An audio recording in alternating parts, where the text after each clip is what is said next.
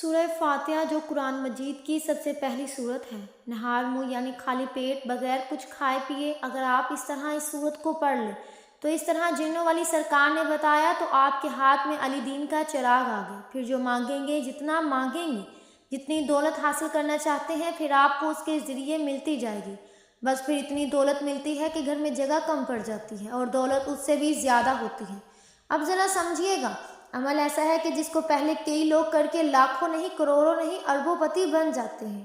اور جو شخص مال و دولت حاصل کرنا چاہتا ہے، جس کی خواہش ہے، کہ جس کا ارادہ ہے اور جو واقعی چاندی دیکھنا چاہتا ہے، ہیرے جوہرات دیکھنا چاہتا ہے، اس بندے کو چاہیے اس طرح اس عمل کو کر لے جو ترتیب، جو طریقہ کار میں آپ کو بتانے لگی ہوں۔ دیکھیے، یہ قرآن مجید کی افضل ترین سورت ہے۔ یہ سورہ فاتحہ قرآن مجید کا نور ہے، اور جو بندہ اس کو پڑھ لیتا ہے خاص ترتیب کے ساتھ، سب سے پہلے کیا کرنا ہے؟ کلمہ طیبہ سن لیں۔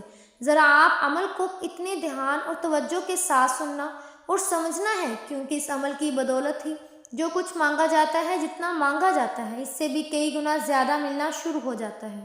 بس پہلے ہی دن اس عمل کی طاقت اور تاثیر کا پتہ چل جائے گا جب آپ اس کو پڑھیں گے، اس کی ترتیب ذرا سنیں گے۔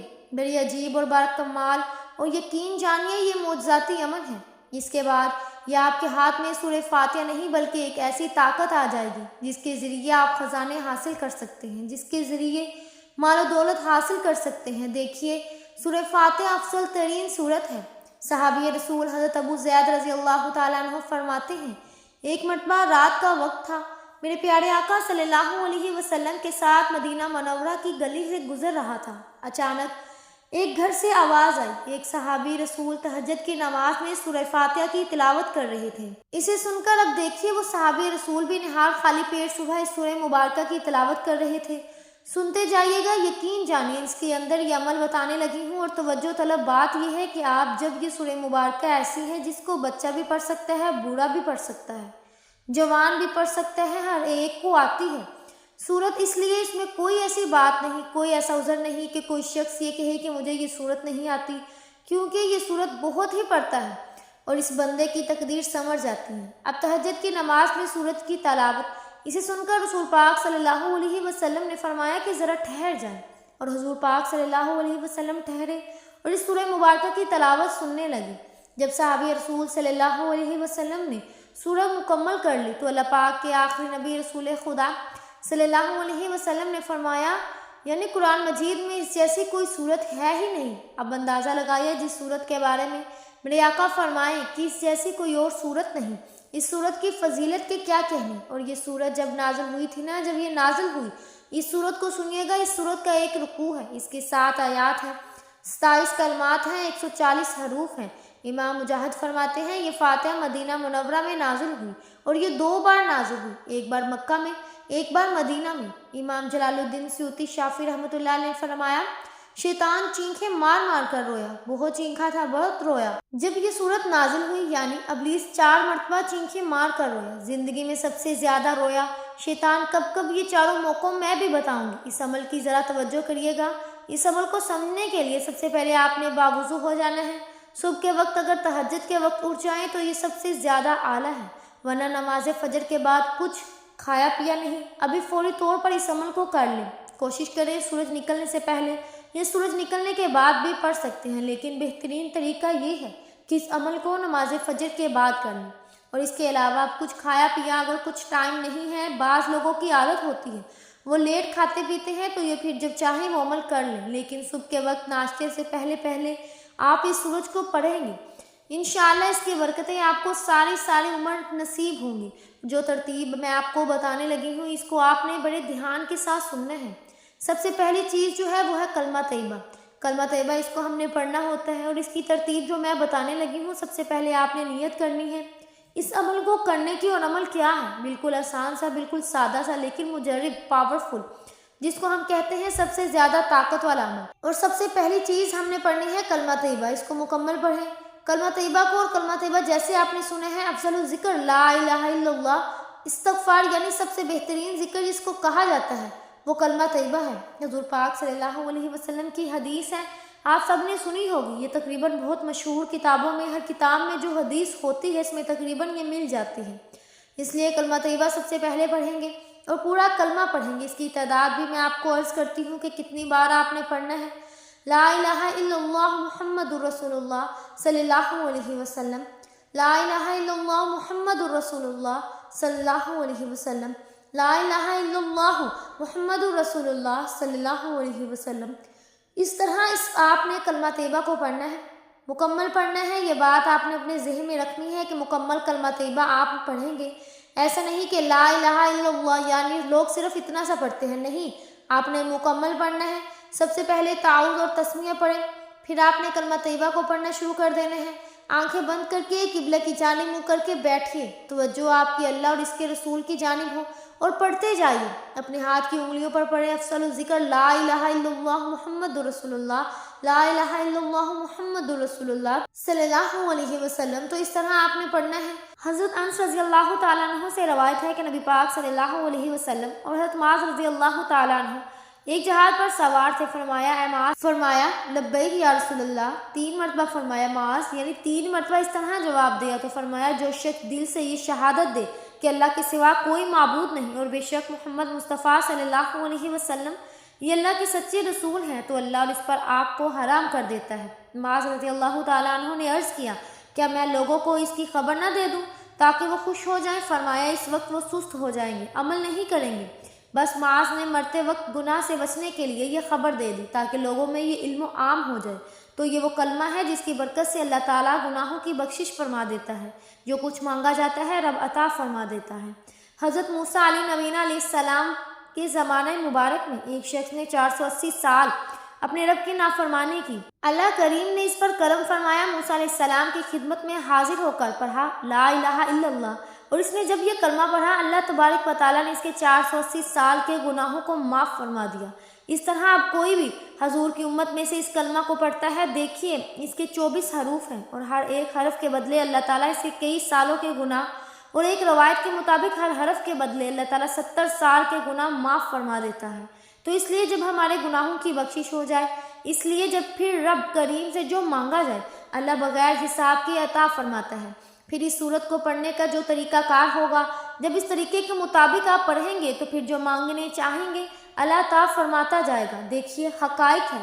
حضرت موسیٰ علیہ السلام حضور پاک صلی اللہ علیہ وسلم سے فرماتے ہیں اللہ کی بارگاہ میں عرض کی مولا مجھے کوئی ایسا وظیفہ سکھا دے جس سے تجھے یاد کیا کروں، اس سے تجھے پکارا کروں۔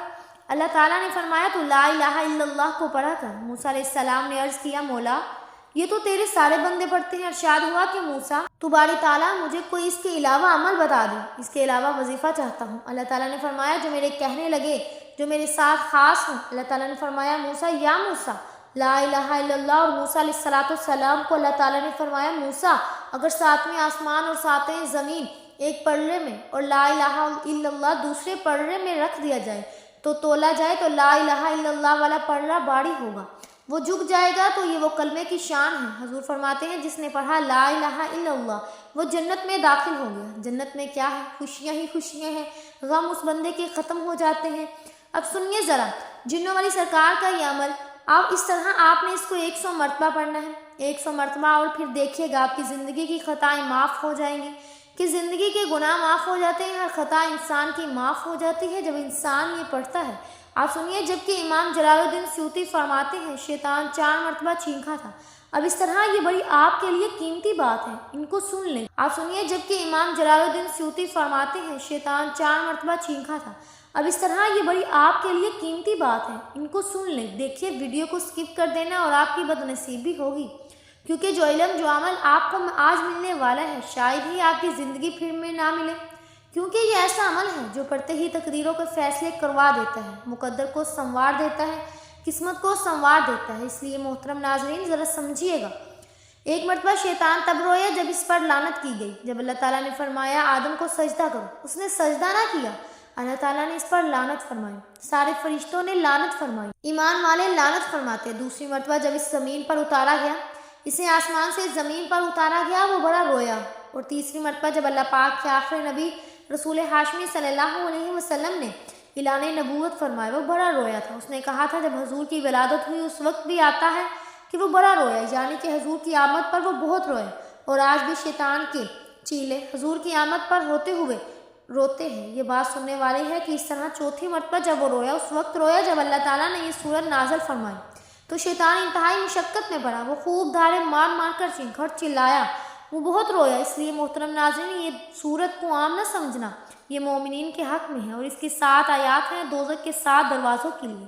یہ کافی ہے، اس کی ایک ایک آیات یوں سمجھیے کہ غم کو تالا نئی والی زندگی دوزخ کے دروازوں پر تالا لگانے والی ہے، جنت کے راستے پڑھنے والے کے لیے آسان کرنے والی۔ اس لیے محترم ناظرین، اور یہ حضرت علی مرتضیٰ شیر خدا رضی اللہ تعالیٰ عنہ فرماتے ہیں، اس کے متعلق رسول پاک صلی اللہ علیہ وسلم سے سوال کیا تو مجھے آقا صلی اللہ علیہ وسلم نے بتایا کہ یہ سورت عرش کے نیچے ایک خزانے کی طرح نازل کی گئی، جو بندہ اس کو پڑھے گا اللہ پاک اس کو خزانے عطا فرمائے گا، اور ایسے خزانے عطا فرمائے گا کہ اس سے پہلے دیکھے ہوں گے نہ سنے ہوں گے، اور نہ ہی کبھی اس کے بارے میں غور و فکر کیا ہوگا۔ اس لیے اس کو ایسے خزانوں سے نوازتا ہے اس نے کبھی اپنا گمان بھی وہاں تک نہیں کیا ہوتا۔ اس لیے اس پر حضرت عبداللہ بن عباس رضی اللہ تعالیٰ عنہ فرماتے ہیں، ایک روز رسول خدا مصطفیٰ صلی اللہ علیہ وسلم تشریف فرما تھے، حضرت جبرائیل امین علیہ السلام بھی حاضر خدمت تھے۔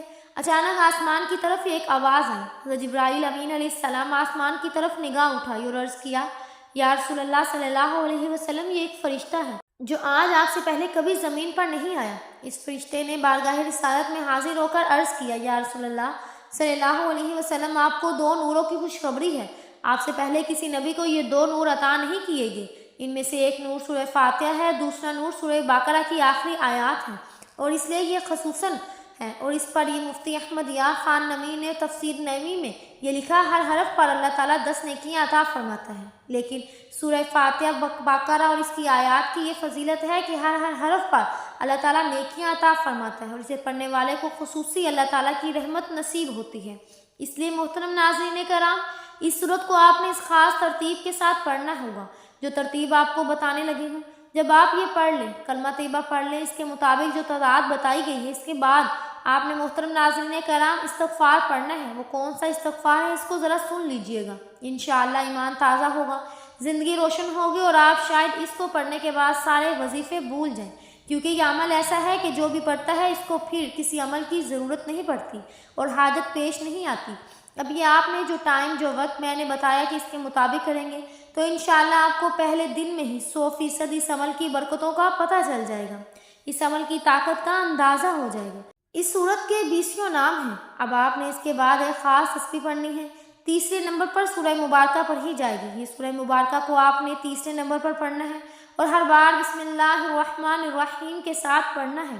دیکھیے، اللہ تعالیٰ کی حمد و ثنا کے بعد جب آپ اس سورہ مبارکہ کو پڑھیں گے، اللہ تبارک و تعالیٰ کی ذات اس بندے پر خوش ہو جاتی ہے۔ جب بندے پر اللہ کی ذات خوش ہو جاتی ہے تو پھر بندہ رب کی بارگاہ سے جو مانگتا ہے، میرا رب اس کو عطا فرماتا ہے۔ اور جو الفاظ میں آپ کو بتانے لگی ہوں، رسول اللہ صلی اللہ علیہ وسلم نے فرمایا، جو شخص بھی یہ پڑھے گا تو اس کے صغیرہ گناہ مٹا دیے جائیں گے، اور اس کے گناہ سمندر کے جاگ کے برابر ہی کیوں نہ ہو، اس کے گناہ مٹا دیے جائیں گے۔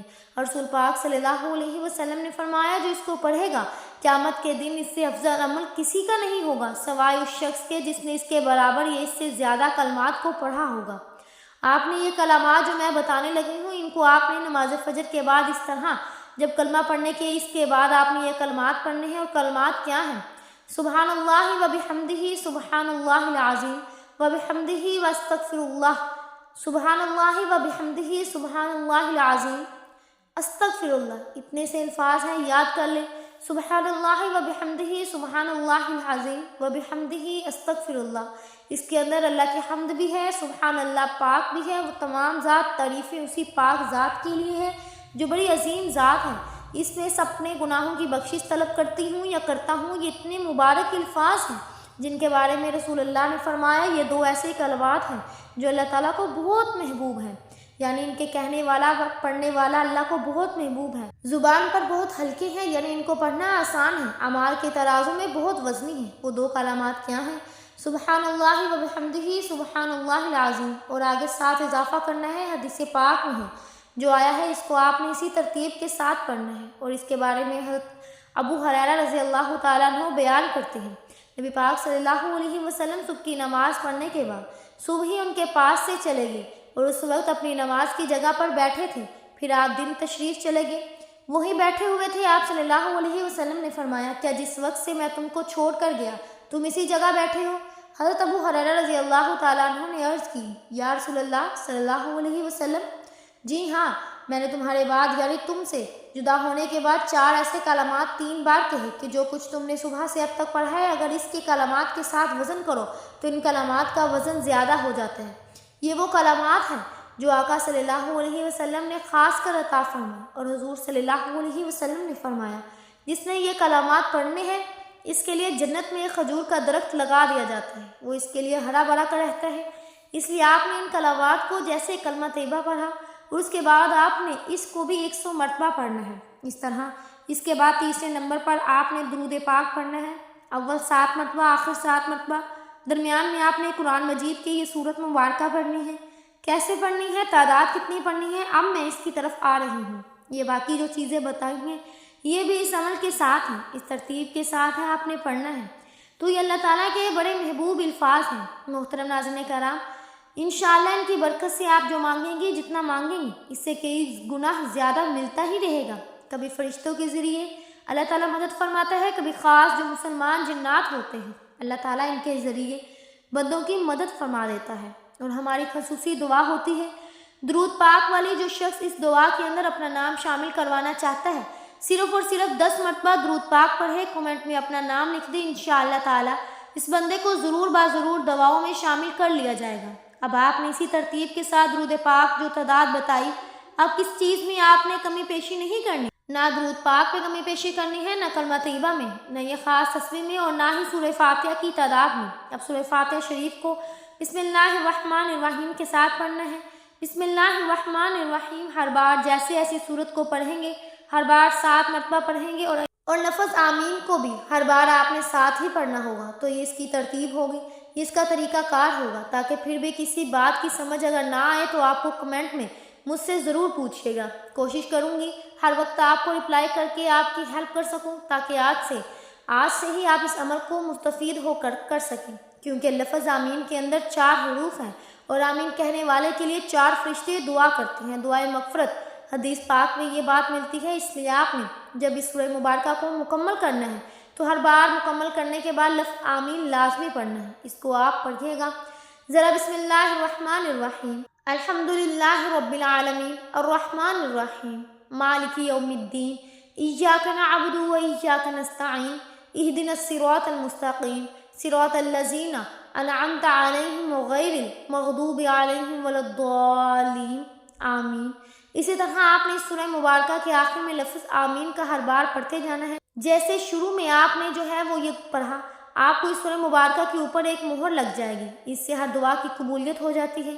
और इसके बारे में हज़रत जिब्राइल अमीन ने हजूर की बारगाह में अर्ज़ किया कि फातिहा के लिए आमीन ऐसी है जैसे किताब के लिए मोहर लगा दी जाती है, यानी अब इसकी दुआ कबूल हो जाती है। सैयदना अली मुर्तज़ा रज़ी अल्लाह तआला अन्हु का कौल भी है, फरमाते हैं जो बंदा सूरह फातिहा के बाद आमीन पढ़ता है, अल्लाह पाक इसकी हर दुआ को कबूल फरमा लेता है, इसके इस अमल को कबूल फरमा लिया जाता है, इसकी सूरत के पढ़ने को कबूल फरमा लिया जाता है। तो ये नूर वाली सूरत है, जो बंदा पढ़ता है वो नूर और नूर हो जाता है। अब आपने अलिफ लाम मीम के साथ इस सूरह मुबारका को इस तरतीब के साथ पहली तस्बीहात पढ़ने के बाद आपने इसको सिर्फ़ और सिर्फ 41 बार पढ़ना है। और इस तरह इस अमल को आप जारी और सारी रखेंगे। कब तक? अगर घर के अंदर लड़ाई झगड़े फितना फसाद और लड़ाइयाँ होती हैं, कोई मसले मसाइल पैदा होते हैं, कोई बीमारी है, तो इसके लिए आप पानी पर दम करके पिला सकते हैं। अगर घर के अंदर दुकान के अंदर खैर व बरकत नहीं, इसके लिए आप पानी के ऊपर दम करके इसका छिड़काव कर सकते हैं। इस अमल को आप हमेशा के लिए जारी और सारी रखें, कभी छोड़िएगा ना। इंशाअल्लाह ये अमल आपको पहले दिन ही अपनी तासीर और ताकत बताएगा, वरना आज के दिन कर लें। इंशाअल्लाह इसके बाद जितना मांगेंगे अल्लाह पाक अपने ख़जानों से अता फरमाएगा। इंशाअल्लाह मैं उम्मीद करती हूँ कि आज की आपको हमारी वीडियो ज़रूर पसंद आई होगी। अगर आपको हमारी आज की वीडियो पसंद आई तो हमारे चैनल पकीज़ा वज़ाइफ को ज़रूर सब्सक्राइब कीजिएगा, लाइक भी कीजिए और शेयर भी कीजिए। मिलते हैं अगली वीडियो में, तब तक के लिए अल्लाह हाफिज़।